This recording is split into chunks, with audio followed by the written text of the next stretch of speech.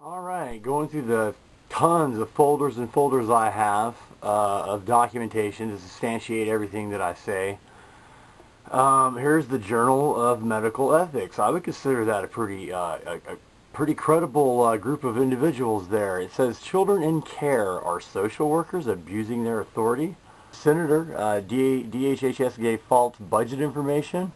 There's a real problem providing numbers that aren't even close to accurate.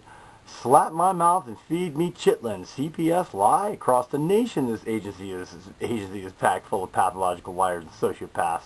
Yeah, there's a senator. There they are trying to beg for federal money, and lying about stuff to get money, like I talked about in other videos. And there's what goes down when a child dies of abuse.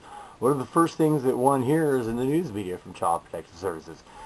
We need more money to hire more workers. We're understaffed and underfunded. We need more power to take the children without warrants and having to prove abuse. We need absolute immunity for anything that we do illegally. Far too many parents have been railroaded by the CPS. That train is slowly being derailed. Think about it. You, the people, gave them that power by believing their manipulatory lies. Good point. Oh, here we go. There's Carol Keaton, Strayhorn, Texas comptroller here. Foster children raped while living in state's care by age. Now, this is pretty credible. It's the fiscal year 2004, total of 63 from the ages of 0 to 3, 13%. Yeah, it's just horrible. There we go. Blow this up so you can see it there, right down there.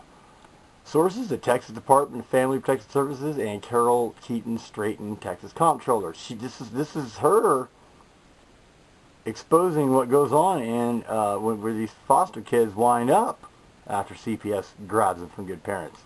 Here's another major study, why child abuse investigators don't help kids. Now, a new study published Monday suggests that child abuse investigators do not result in long-term improvement in family functioning or child behavior. In fact, are associated with increased depression among mothers. Woo, you think? Let's see what else we got. Oh yeah, here we go. This is also from the comptroller's office, a little graph here. Children removed from their homes, as here's states, Pennsylvania, Pennsylvania to Texas. Pennsylvania was at the top of the list. Substantiated or indicated, 38%. Unsubstantiated, 68%. Kansas, 59%, 41%. New Jersey, 74%, 26%. Okay? But look at all these unsubstantiated. Okay? In need of services. Closed without a finding, that's 26%. Let's look down here in Texas. See, this is a bad state here.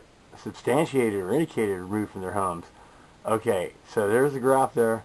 Here, Archives of Pediatrics and Adolescent Medicine. Okay, Child Protective Services has outlived its usefulness. That's from the Archives of Pediatrics and Adolescent Medicine. Okay.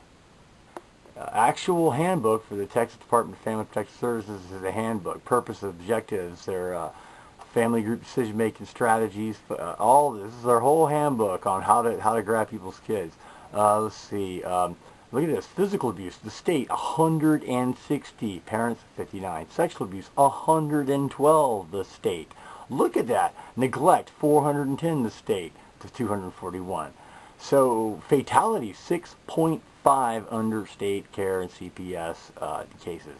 For cases per 100,000 children in the U.S., these numbers come from the National Center on Child Abuse and Neglect in Washington.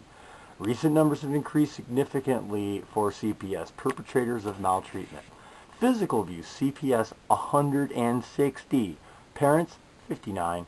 Sexual abuse, CPS 112. Parents 13. Remember, this is credible. This is from the National Center on Child Abuse own numbers.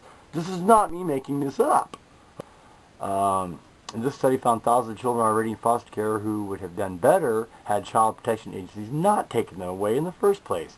The USA Today story quotes one deservedly well-respected expert as saying, "This is the first study to produce such results." Do CPS people suspect they are domestic enemies of the Constitution of the United States and fear the consequences of their treason for waging war on America's families?